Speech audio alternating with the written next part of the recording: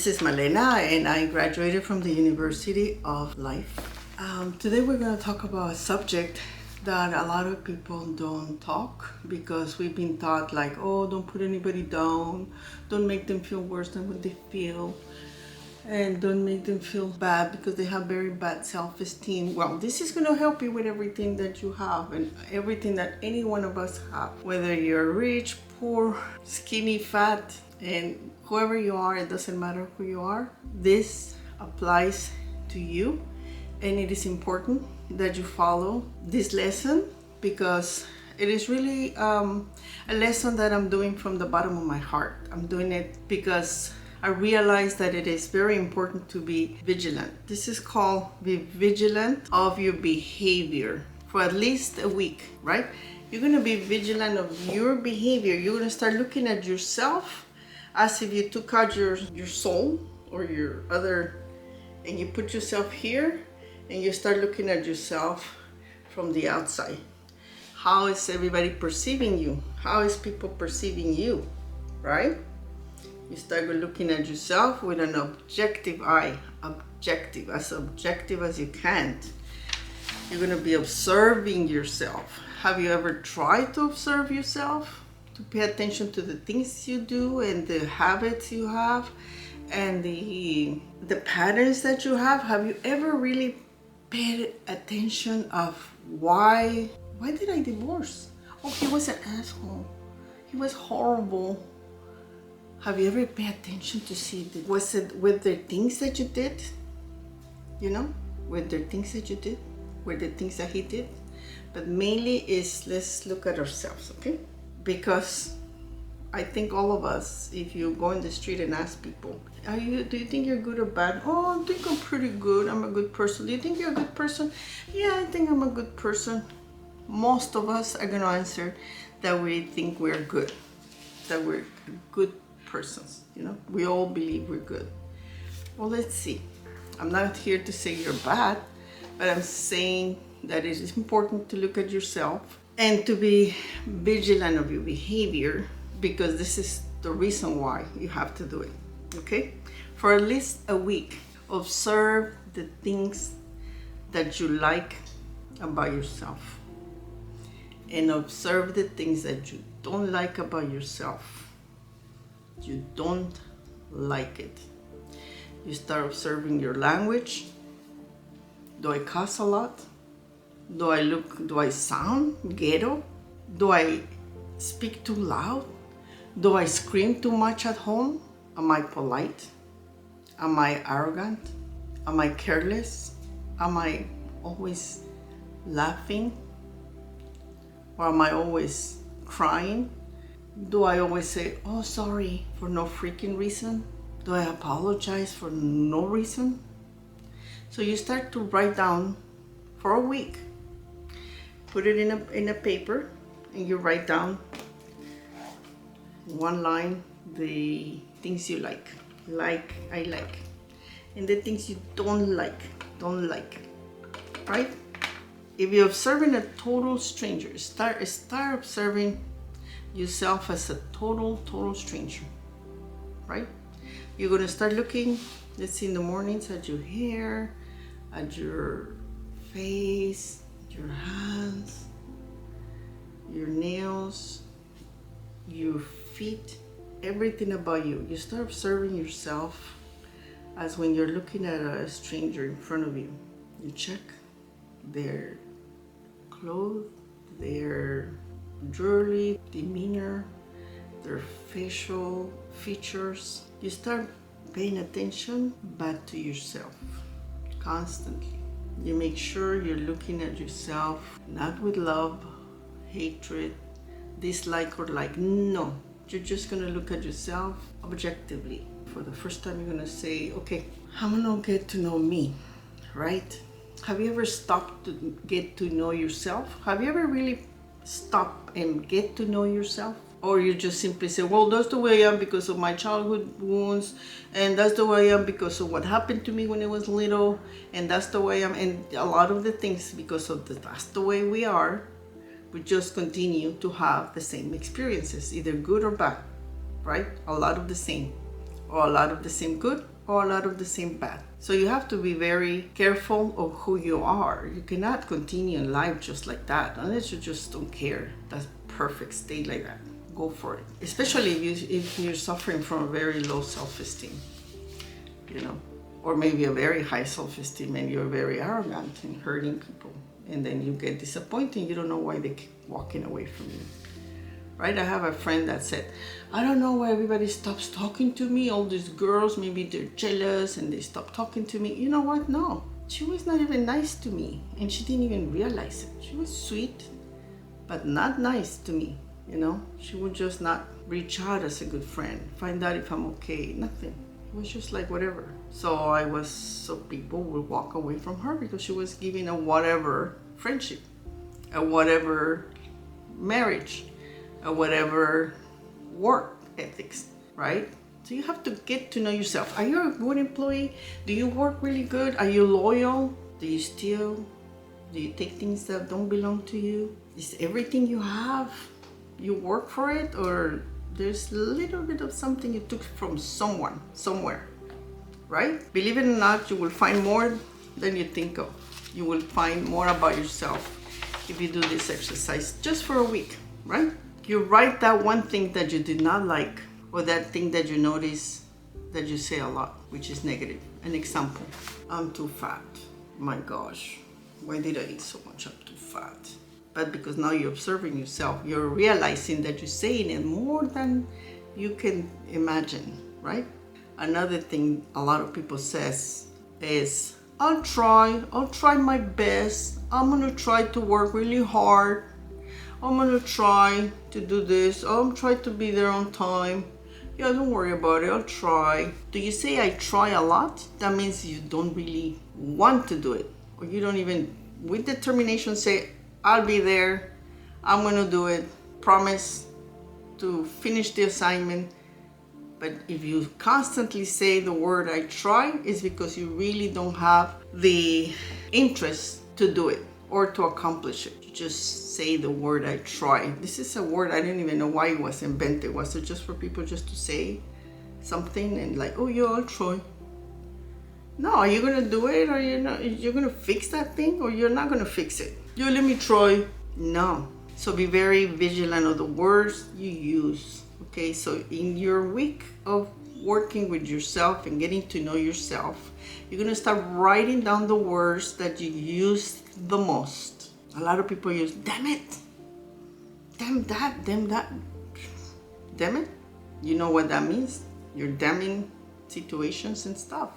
So you're bringing a lot of things to you. A lot of the words that we use that we don't realize, if you're cussing a lot, like a lot of people say, F this and F that, or shit that, or shit, whatever. Everything you're saying, you're bringing it to yourself.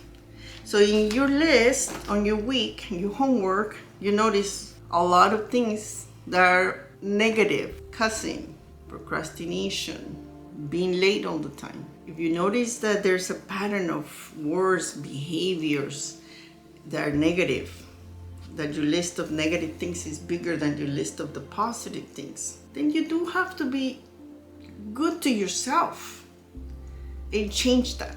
Change it. And you know why? I would love for you to change it. Because you doing that will bring you happiness, will bring you joy, will bring you good people to you. You will find the answers that you didn't have before. You will be a better person, not only for the world, but for yourself. You'll bring to yourself blessings of abundance, health, and happiness through just deleting some of those negative things you found during the week, those behaviors that you had. I do have one behavior now that I was thinking about it right now. I come home and I just take off my shoes wherever I get.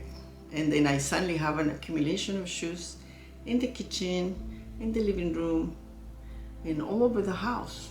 And then I just go in the morning, go to my closet, put my other shoes and go to work. And then all the shoes are accumulating. You know, that's a bad habit.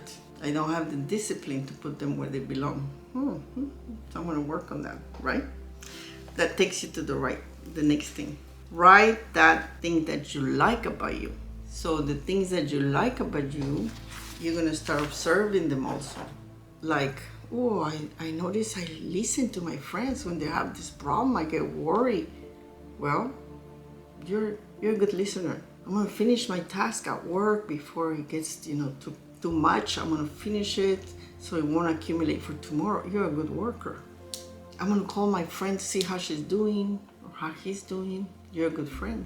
Call my mom because I haven't called her this week. I'm gonna make sure maybe I'll go see her. You're a good son or a daughter. So you start writing down the good things that you like about you. Oh, I have beautiful legs. I run and that's why my legs look amazing. Even about your physical look that you like. Anything you like about you, write it down. I like the way I dress. I like the way I walk. I like the way I talk. I like the way I write. I like the way I work. I like the way I cook. I like the way I interact with my friends. I like my loving self to my boyfriend or girlfriend, whoever comes into my life. I like the way I do my hair. Not the things you're good at. It's different because you can be very good at doing your hair, but you are not going to write the things you're good at. You're going to write the things you like about yourself. What do you like about yourself that you really do it without even thinking? It's just in your subconscious and it just comes out naturally. It just comes out naturally. You do things that you like. There's so many things that you can like about yourself, right? Maybe that you speak many languages and you were the one that was wanting to learn another language, right? Or many languages. Or that you learn a skill that you like and you enjoy, but you had the discipline to learn it. Maybe you like that you're disciplined. Maybe you like that you are good in your career. Maybe you like that money flows to you. Maybe you like the way you shop and you're so good at that. But don't mix it with I'm so good at buying, but I know how to buy good stuff. And the reason why I say this is because once you find out the good and the bad, then now you have something very important. That when there's a lot of people that are going through addictions, for example, and they go into this deep depression and withdrawal, and they go through the therapy and families is hurt, families destroy, and everybody loves that person, but can't help him anymore or her. But guess what? Once they know the good and the bad about themselves, they start to have a purpose. All of us humans need to have a purpose. We all have to have a purpose, right? What is your purpose in life? Well, I never thought about that. I don't know. Well, you will find your purpose when you start writing the things that you like about you, the things that you don't like about you. Later we go into another section where you're going to start writing the things that you want for yourself. Because we're talking last time about people don't know even what they want. They don't even know what they want. Most of the people don't know what they want, right? But now you're doing an exercise to find out about yourself. You're giving yourself a complete week to be objective and look at yourself. That's why I like meditations, because in the meditations you quiet your mind, you breathe, and silently you kind of start feeling yourself, feeling the present of the moment, the present of the air, the present of the light, the presence of the sounds, the birds, the voices, the cars, the motorcycles, the ambulances, whatever is happening around you, you start kind of seeing it in a different way after you meditate, after you silence that mind of yours. And so this week, you silence your mind how? By being aware of your behaviors as if you're looking at a stranger. And you're looking at that stranger and saying, I like that. Oh, I don't like that. I like that. I don't like that. I like that. I don't like that. I don't like that I cuss. And I don't like that I'm showing my body to total strangers, you know? I don't like that I'm dressing very provocative, and now everybody's looking at me strange. So I'm obviously bringing the wrong guys to myself, or the wrong, whatever it is that you did not like about yourself. So you're going to live with a purpose. You're going to write a goal. You can do little goals and you can do big goals, right? So the little goals, more attainables, like I don't like that I wake up and just run to work and just get in the shower and go to work and I don't make my bed. Okay, your purpose. I'm gonna make my bed. My little goal is every day I'm gonna make my bed. But when you come home tired from work and you go in your room and your bed is made, it's the best feeling that you ever had. And that little goals turn into something that you really enjoy. Little things like preparing lunches for the whole week, healthy lunches, right? At the end of the week, oh my gosh, I lost 2 pounds. Little goals. 5 years, 2 beers, something like that. Little goals. One shot, enough. Little goals. You be observant of yourself. You might observe that, oh, I drink a lot. I eat a lot. I sleep a lot. That week, you're gonna notice who you are, who you really are. You're gonna, you're even gonna write on your don't like things. I slept more. I slept during the day, like so many hours. I woke up drooling, did nothing.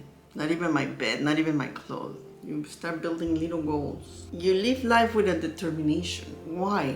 Because, like I said about this, people with addictions or depressions, they have lost all that. The ability to have a goal, a determination, a purpose. All that is like not even there. It's just not there. It's just pure darkness and sadness, deeper than anybody can reach. So it's important that you look for that help.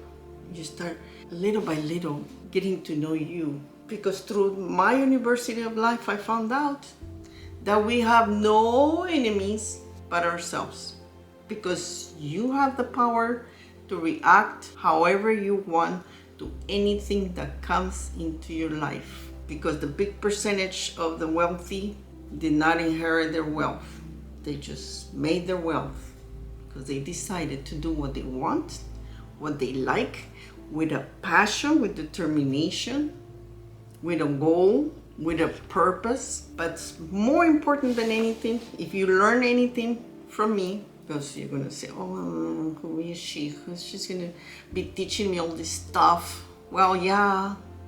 Because when I said I graduated from the University of Life, I did. One day I'll tell you why. I know what I know, and I know I can help you be happy. But the most important thing from all this, and I will repeat it in every single class, is gratitude.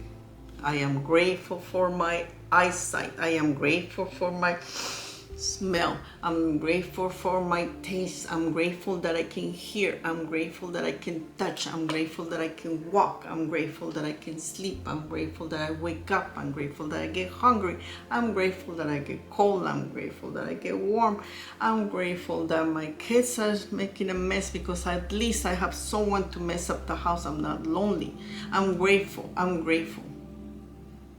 Gratitude for every single thing. Right? But what if the whole week that you did your test of observing yourself and writing the good things you like about you and the bad things you don't like about you, you find out that you have been ungrateful for so many things that you got in life, no matter what age you are, if you're 14, 15, 16, 17, 18, whatever age, you find out you were not grateful. If you do find that out, I want you to know that you are in for the biggest surprise of your life, and that will be a happiness in your soul that you have never experienced before. That gratitude that you're learning about you is the most beautiful thing about life. When you get to know you, right? Because everybody says, love yourself, blah, blah, and then we become all selfish. But there's no way you can get anywhere without going through this exercise, subjectively knowing why. What did I do wrong? What is it that happened? Why this happened? You know, there's an accident and something totally out of our control. and you lose someone you love so much through that. All you have to do, you have that choice. You go through the crying, the helplessness, but you don't stay there for the rest of your life. You don't stay 30 years later or 10 years later and say, that happened. Because in their memory, you're not allowing them to have the honor that they should have, because you're alive and they are no longer alive. So what happens? You're not grateful for the extra years you have. And believe it or not, that was their transition, right? And you stay there. You stay there, didn't move, didn't make a dent on anything in your life, and then you live in this sadness, or the sadness of this divorce, the sadness of this loss, the sadness of losing the job, losing the youth hurts, because when we're young, we're so beautiful. And then it hurts when everything starts hurting, and then suddenly you have all this white hair and all these wrinkles everywhere. It also hurts, but you don't stay there. You move on. You live with a purpose. You live with a goal. You live with a determination, right? You don't stay ever in your pain. I did have a class on do not live with your pain. Don't do that. Don't do that. It's not fair for you, but it's not fair for the ones that love you. It's not fair for humanity. It's not fair, because you go to the market and there is this little sad face walking around. Why? Why you want to present yourself out there like that? Why? Make a difference for yourself, make a difference for the world, make a difference, and you're going to feel happy. And I hope that this exercise helps you. Actually, I'm sure it's going to help you. It helped me a lot. I'm still working on a lot of things. Okay, I'll work with you. I'll do the week myself, starting today. I'll start writing the things I like and I don't like. I've done it before, but I'm gonna do it again, because I know you're gonna do it and you're gonna like it, and I know you're gonna like what you find, because what makes me more excited is that you're gonna find out that you like more things about yourself than you thought. You're gonna realize that you're more lovable than you thought, that you are more amazing than you thought. You're gonna realize that you're like, wow. And that's why I like this exercise. But you're also gonna learn the things that you do that hurt you. Procrastination, being late, whatever. You're gonna learn. And when you remove that, you're gonna be a better person, not for yourself, but for the world, for the people that loves you. You're gonna attract all that you want. You will. Okay? See you next time. Thank you.